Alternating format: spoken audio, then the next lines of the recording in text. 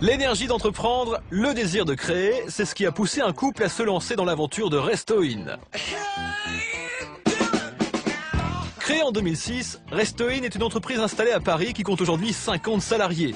Le concept, Resto In permet de commander à domicile ou au bureau des plats figurants sur la carte de différents restaurants parisiens. Avec Resto In, le restaurant vient à vous. Alors comment ça marche? Démonstration, nous sommes maintenant au centre d'appel de l'entreprise. Resto In, bonsoir Alexandra, à votre service.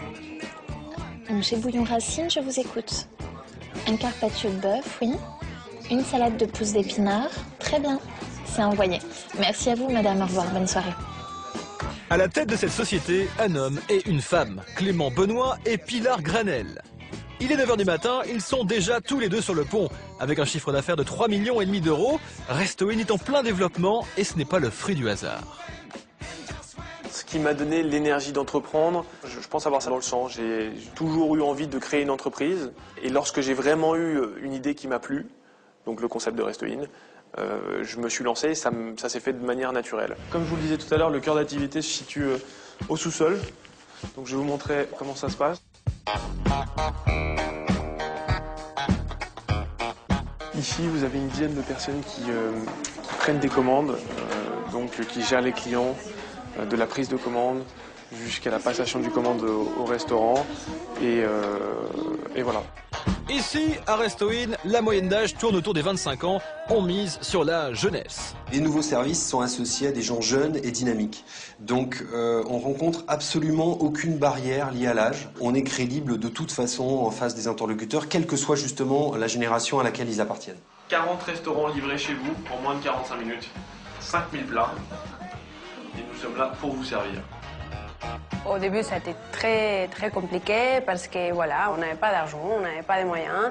On a donc été voir 15 restaurateurs pour leur proposer le concept. On a commencé dans 40 mètres carrés. On a enlevé tout le salon, Ouais. on a mis 2 tables qui faisaient tout le long, on a mis 2 ordinateurs, Voilà. 2 téléphones et voilà, on n'avait pas de chez nous, on avait Resto In. 1, 2, 3, 4. 11 h, Clément a rendez-vous chez l'un des restaurateurs qui figure sur la carte de Resto In. Et c'est un moment capital pour lui car aujourd'hui, il va découvrir le nouveau catalogue de Resto In dans lequel il figure. Apparemment, il est content. Donc, la première fois que j'ai vu Clément, il m'a expliqué un petit peu son concept de qualité. Ça m'a séduit et j'ai été certain que ça allait être acheminé de façon à ne pas détériorer, on va dire, l'image du produit et de l'enseigne. Personne, à part nous, est en capacité de livrer les plats du restaurant Balthazar. Et pendant que Clément joue les commerciaux, Pilar, très concentré, veille sur les 50 salariés d'entreprise. Tout va bien. Retrouvant Clément, qui poursuit son marathon, il a maintenant rendez-vous avec le patron d'une boîte qui fait appel à ses services. On fait appel à Resto In parce que parmi les 4 prestataires en la matière, on a considéré que c'était surtout le plus fiable compte tenu des délais de livraison et celui qui offrait surtout le plus grand panel de restaurants, la plus grande variation de plats, etc. L'enveloppe globale peut représenter un budget pour une entreprise. Moi, je ne le vois pas comme ça me fait plus gagner d'argent qu'une source de coût.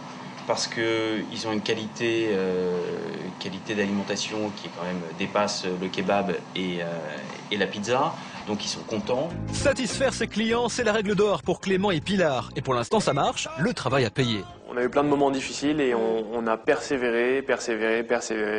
On a travaillé 7 jours sur 7 depuis la création de Resto In pour qu'on en arrive là. Ouais.